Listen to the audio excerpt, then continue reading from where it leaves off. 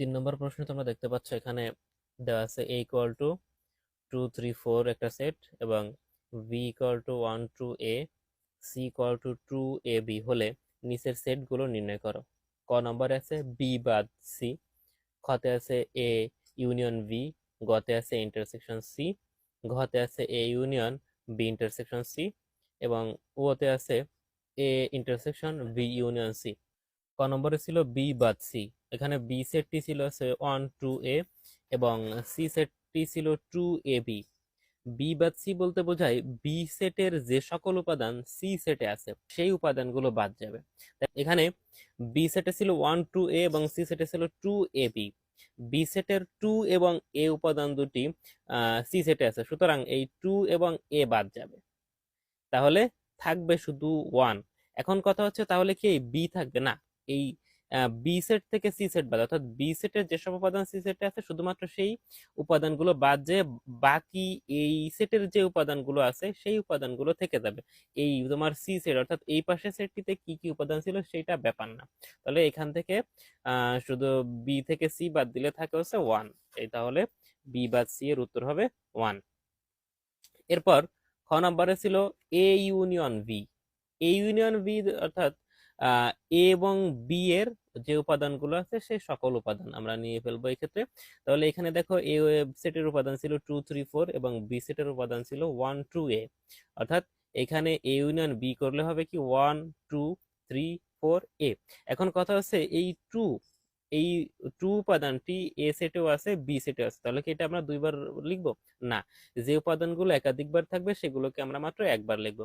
তাহলে A union B করলে উত্তর আসে কত? 1 2 3 4 a।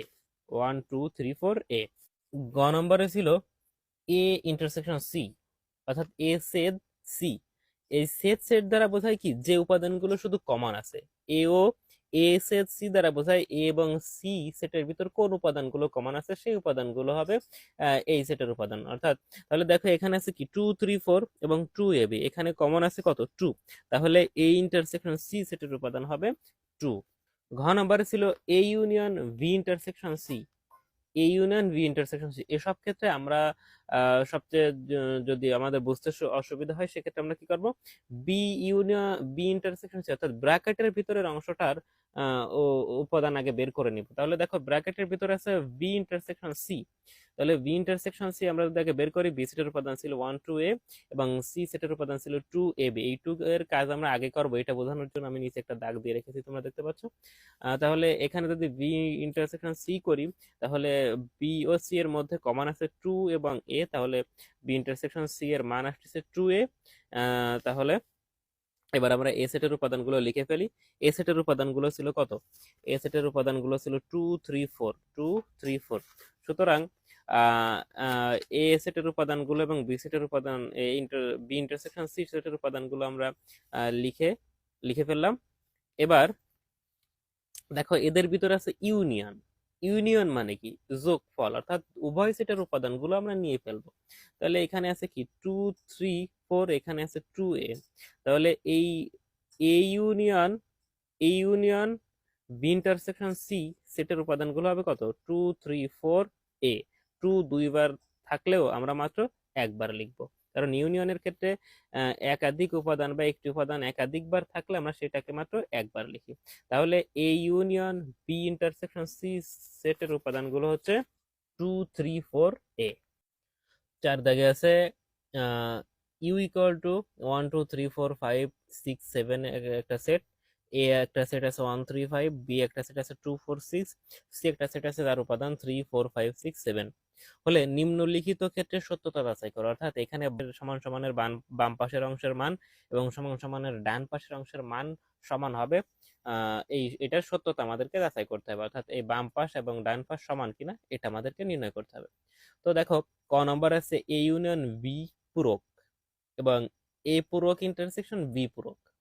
এই পূরক সেট সম্পর্কে বা পূরক সেটের কাজ তোমরা আগে করোনি, তো চলো আগে আমরা পূরক নির্ণয় শিখি।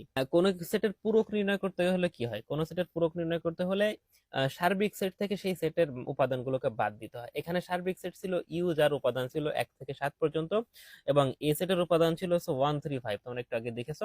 তাহলে আমরা ইউ থেকেই 1 1 3 5, অর্থাৎ ইউ এর উপাদান থেকে এ এর উপাদান বাদ দিছে। অর্থাৎ পূরক সেট হলো, কোন সেটের পূরক সেট বলা হলে সার্বিক সেট থেকে সেই সেটের উপাদানগুলো আমরা বাদ দেব। 4 দাগের যে ক দাগের বাম অংশ ছিল কি এ ইউনিয়ন বি পূরক, তাহলে আমাদের কি করতে হবে, প্রথমে এ ইউনিয়ন বি নির্ণয় করতে হবে। আমরা একটু আগে ইউনিয়ন নির্ণয় শিখেছি, অর্থাৎ এই সেটের উপাদান এবং এই সেটের মোট উপাদানগুলো আমরা সব লিখে ফেলবো।